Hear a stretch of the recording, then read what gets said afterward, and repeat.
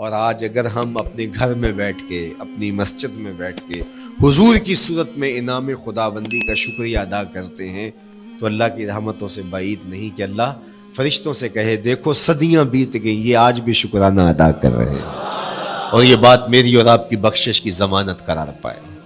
تو حضور کی صورت میں جو انعام ہوا، حضرت حسان بن ثابت اکثر کہا کرتے تھے منا علینا ربنا ام بعث فینا محمدا، ہمارے رب نے ہمارے اوپر احسان کر دیا ہے کہ محمد عربی عطا کر دیے۔ ساری زندگی سجدے میں سر رکھ کے شکر ادا کرتے رہیں، حق کے شکر پھر بھی ادا نہ ہو۔ میں تو کہا کرتا ہوں ہمارے بدن پہ اتنے بال نہیں ہیں جتنے رسول اللہ کے احسانات ہیں، ہمارا بال بال قرض رسالت میں جکڑا ہوا ہے، ساری زندگی ان کے گیت گائیں۔ میں ایک رات کے میلاد کا صرف قائل نہیں ہوں کہ ایک رات میلاد کر لو اور پورا سال چھٹی، ساری زندگی حضور کا نام جپو، ساری زندگی حضور پہ درود پڑھو، لمحہ لمحہ حضور کے ذکر کا چراغاں کرو، صرف اپنے گھروں میں، اپنی چہار دیواریوں میں اور اپنے بازاروں میں جھنڈیاں ہی نہ لگاؤ بلکہ دل کے ایک ایک فرد پہ نام محمد کی جھنڈی لگاؤ، صرف منڈیروں پہ چراغاں ہی نہ کرو بلکہ دل کی اندھیر گلیوں میں بھی حضور کے نام کا چراغاں کرو، اندر بھی روشنی ہو باہر بھی روشنی ہو، حضور پہ درود پڑھو، حضور کا ذکر کرو، اپنے بچوں کو بٹھا کر کے حضور کے قصیدے سناؤ، حضور کی شانیں سناؤ، حضور کی سیرت بتاؤ انہیں، اپنے گھر کے ماحول کے اندر، اپنی مسجد میں، اپنی گلی میں، اپنے دوستوں میں حضور کا ذکر کرو۔ دوستوں آپس میں بیٹھو تو کہو یار اللہ کا کتنا کرم ہو گیا کہ اللہ نے ہمیں حضور عطا کر دیا۔ دوستوں میں بیٹھے جب یوں بات کرو گے تو اللہ کی رحمتیں کس قدر تمہارے اوپر برسیں گی۔ اپنی عقیدتوں کا اظہار کرو، وہاں کمیت نہیں دیکھی جاتی، وہاں کیفیت دیکھی جاتی ہے، وہاں مقدار نہیں دیکھی جاتی، وہاں معیار دیکھا جاتا ہے۔ وہ چہرہ اور چہرے کا تل نہیں دیکھتے، وہ بندے کا دل دیکھتے ہیں، وہ دیکھتے ہیں کون کس خلوص کے ساتھ محبت لے کر کے آیا ہے۔ شاہ ولی اللہ محدث دہلوی بہت بڑا نام ہے، تمام مکاتیب فکر کے نزدیک معتبر نام ہے۔ شاہ ولی اللہ محدث دہلوی فرماتے ہیں میرے والد شاہ عبد الرحیم محدث دہلوی ہر سال حضور کا میلاد کرتے تھے اور اپنی استطاعت کے مطابق لوگوں میں، آنے والوں میں کچھ کھانا بھی تقسیم کرتے۔ ایک سال حالات اتنے پتلے تھے کہ ان کو میسر نہ تھا کہ لوگوں کو بھرپور کھانا کھلا سکیں، لیکن کہا چلو ناغہ نہ ہو، ایک تسلسل ہے جاری رہے، تو انہوں نے چنے بانٹ دیے بھائی، لیکن دل میں تشویش تھی کہ اس مرتبہ من کی منشا پوری نہیں ہوئی، تو اسی حالت میں سو گئے، سوئے تو مقدر جاگا، حضور کا دیدار نصیب ہوا، اور جس نے حضور کو خواب میں دیکھا اس نے حضور کو ہی دیکھا۔ من رآنی فی المنام فقد رآنی، فرمایا جس نے مجھے خواب میں دیکھا اس نے مجھے ہی دیکھا۔ فإن الشیطان لا یتمثل بی، شیطان میری مثل ہو ہی نہیں سکتا، خواب میں آ کر بھی حضور کی مثل ہونے کا دعویٰ نہیں کر سکتا، جس نے مجھے دیکھا اس نے مجھے ہی دیکھا۔ اور دوسری بات، حضور جس کے خواب میں آئے قصد، ارادے اور مرضی سے آئے۔ تیسری بات، حضور علیہ الصلوۃ والسلام نے خواب میں کسی کو کچھ عطا کیا تو وہ حقیقت میں عطا کیا۔ ویسے میں خواب میں کسی سے کچھ لیتا ہوں، آپ خواب میں کسی سے کچھ لیتے ہیں یا کسی کو کچھ دیتے ہیں تو وہ محض خواب ہو۔ آپ نے کسی سے قرض لینا ہو تو وہ خواب میں آ کے ادا کر دے تو صبح اٹھ کے کھاتے سے نام کاٹ دیں گے؟ آپ کہیں گے خواب میں ادا کیا، بھوک میں تڑپتے سو گئے، رات عالی نسب ہوٹل سے کھانا کھاتے رہے، صبح بھوک محسوس کریں گے یا نہیں؟ خواب میں کھایا ہے نا۔ وہ کیا کسی نے کہا 100 بار میرے ہاتھوں میں تیرا دامن آیا، جب آنکھ کھلی تو اپنا ہی گریباں تھا۔ کچھ نہیں ہوتا، خواب محض خواب ہوتا ہے، لیکن اگر حضور کسی کو خواب میں کچھ عطا کریں، امام بوصیری سے پوچھو، رات چادر ملتی ہے، صبح اٹھتے ہیں کندھوں پہ موجود ہوتی ہے۔ حضور عطا کرتے ہیں تو حقیقت میں عطا کرتے ہیں۔ تو شاہ ولی اللہ محدث دہلوی فرماتے ہیں کہ میرے والد شاہ عبد الرحیم محدث دہلوی نے خواب میں حضور کو دیکھا، اور چونکہ دن یہ عمل گزرا تھا اور کہ مہمانوں کو خاطر خواہ تواضع نہیں کر سکا تھا، تو حضور کے سامنے انواع اقسام کی چیزیں پڑی ہیں، اور ان میں میرے والے چنے بھی موجود ہیں اور ان کے ساتھ شفقت فرما رہے ہیں۔ تو یہاں معیار دیکھا جاتا ہے، مقدار نہیں دیکھی جاتی، یہاں کمیت نہیں دیکھی جاتی، کیفیت دیکھی جاتی ہے۔ یہاں چہرے اور چہرے کا تل نہیں دیکھا جاتا، یہاں آنے والے کا دل دیکھا جاتا۔ یار چہرہ تو چمکدار تھا، اسی لیے ابو لہب کہتے ہیں نا شعلے کی طرح چمکتا ہوا، لیکن جہنم کا ایندھن بنا، اور کالے رنگ والا، ہونٹ موٹے ہیں، لیکن کعبے کی چھت میں کھڑا اذان دے رہا ہے۔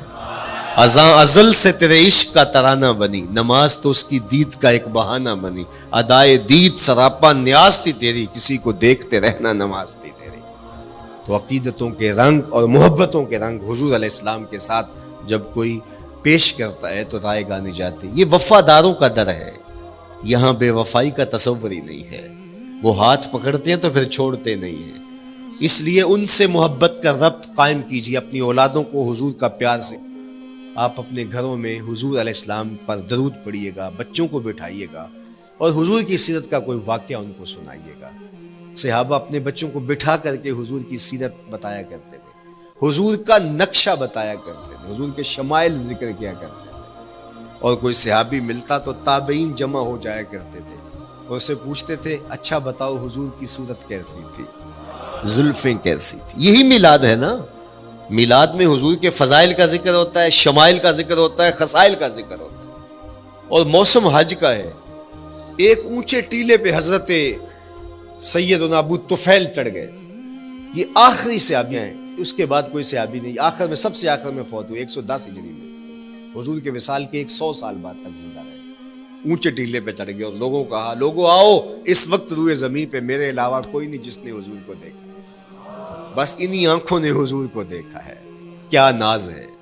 میرے ایک استاد ہوتے تھے سر محمد علی حاشر، اللہ ان کی قبر پہ رحمت نازل کرے، تو وہ بڑے بڑے مشاہیر اہل سخن سے ملے تھے، تو وہ بات کرتے تھے۔ میں مولانا ظفر علی خان کا مصاحب رہا ہوں، میں نے اقبال کو دیکھا ہے، داغ دہلوی نے اپنے شاگردوں سے کہا تھا آنے والی صدیاں تم پہ ناز کریں گی، اے لوگو تم نے داغ کو دیکھا، تم نے داغ سے باتیں کی۔ یار جس نے داغ دہلوی کو دیکھا ہے وہ تو ناز کریں، جس نے اقبال کو دیکھا ہے وہ تو فخر کریں، جو مشاہیر اہل سخن کے پاس بیٹھتا رہا ہے وہ تو فخر کریں، اور جس کی آنکھوں نے جمال محمد عربی دیکھا ہے وہ اپنے مقدر پہ ناز کیوں نہ کرے۔ تو کہا لوگوں آؤ، اس وقت روئے زمین پہ میرے علاوہ کوئی نہیں جس نے حضور کو دیکھا ہو، آؤ مجھ سے حضور کی باتیں سنو۔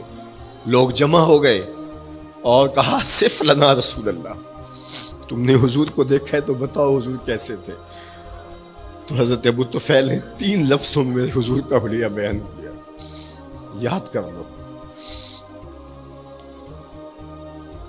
حضرت ابو طفیل نے کہا کان رسول اللہ صلی اللہ علیہ وسلم ابیض ملیحا مقصدا، ایک تو چٹے رنگ کے تھے، ایک تو حضور کا رنگ گورا تھا، دوسری بات ملیحن حضور کا حسن نمکین تھا، اور تیسرا مقصدا حضور متوازن تھے، نہ قد لمبا نہ قد پست، سوا صدر والبطن سینہ اور پیٹ برابر، لیسا بالطویل الممغط ولا بالکثیر المتردد، نہ پست کے عجیب دکھائی دیں نہ اتنے لمبے کے عجیب لگے بلکہ درمیانہ قد، لیکن اذا جامع القوم غامرہم، سن لو حضور کا قد تو درمیانہ تھا، لیکن جب لوگوں کے درمیان چلتے حضور کے کندھے لوگوں کے سروں سے اونچے دکھائی دیتے۔ یہ اللہ نے شان دیا اپنے مکھ چند بدر شاہ شانی، متھے چمک دی لاٹ، کالی زلف تے اکھ مستانی۔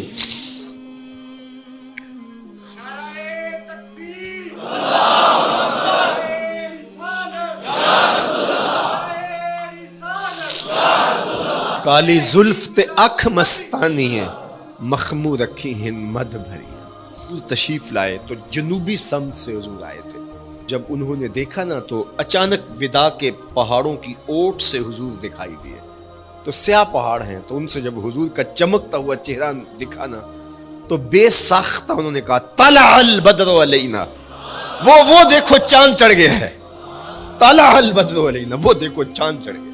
یہ شاعری خود بخود ہوتی ہے، خود بخود ترتیب، ایک ہوتی ہے آورد، ایک ہوتی ہے آمد، یہ آمد ہے۔ طلع البدر، وہ دیکھو چاند چڑھ گیا۔ من ثنیات الوداع وجب الشکر علینا، مورخ اسلام حفیظ جالندری نقشہ کہتے جنوبی سمت سے اٹھا ایک نوری غبار آخر، جنوبی سمت سے اٹھا ایک نوری غبار آخر، سواد شہر میں داخل ہوا ناکا سوار آ کر، زباں پر اشرق البدر علینا کی صدائیں تھیں، دلوں میں ما دعا للہ دائی کی دعائیں تھیں۔ نبوت کی سواری جس طرف سے ہو کے جاتی تھی، درود و نعت کے نغمات کی آواز آتی تھی۔ کہیں معصوم ننھی بچیاں تھیں دف بجاتی تھی، رسول پاک کی جانب اشارے کر کے گاتی تھی، اور کہتی کیا تھی؟ ہم ہیں بچیاں نجار کے عالی گھرانے کی، خوشی ہے آمنہ کے لال کے تشریف لانے، خوشی ہے آمنہ کے لال کے۔ عجیب رنگ بکھرے ہوئے تھے۔ حضور نے جب بچیوں کو دیکھا تو فرمایا تم مجھ سے محبت کرتی ہو؟ انہوں نے کہا ہم دل و جان سے آپ سے پیار کرتی ہیں۔ تو حضور نے فرمایا واللہ انا احبکن، اللہ کی قسم میں بھی تم سے پیار کرتا ہوں، میں بھی تم سے پیار کرتا ہوں۔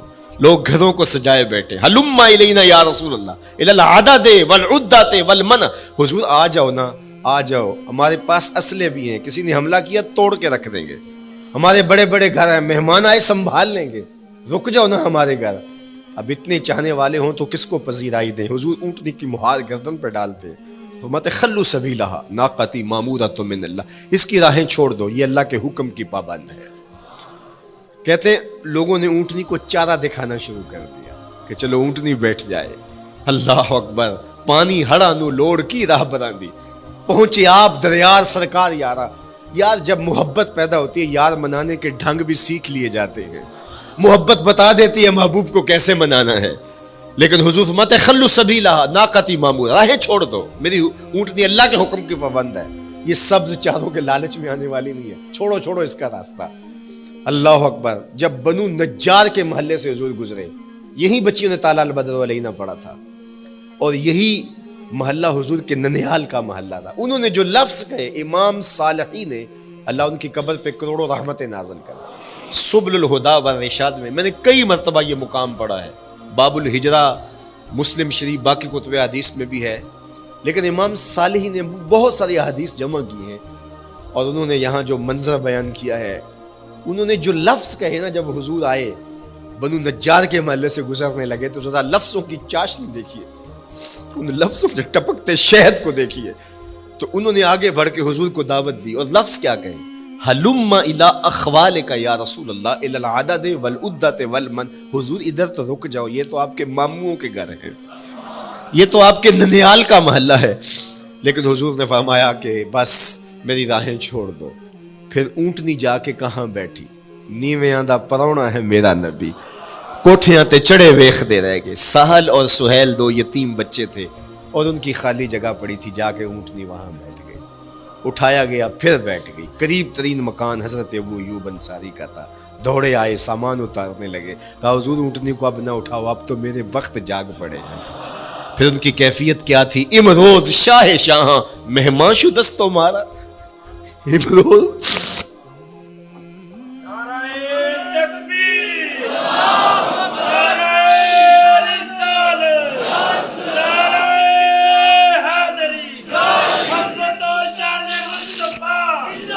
امروز شاہ شاہاں مہمان شدست و مارا، جبریل با ملائک درباں شدست و مارا۔ وہ کہتے ہیں آج شاہوں کا شاہ میرے گھر کا پرونا بن گیا ہے۔ یہ ابو ایوب انصاری کے جذبات ہیں۔ آج شاہوں کا شاہ، آج خسرو حسینہ ماہ نازنینہ، آج امام الانبیاء میرے گھر کا پرونا بنا ہے۔ کہاں میں کہاں نکہت گل، باد صبا تیری مہربانی۔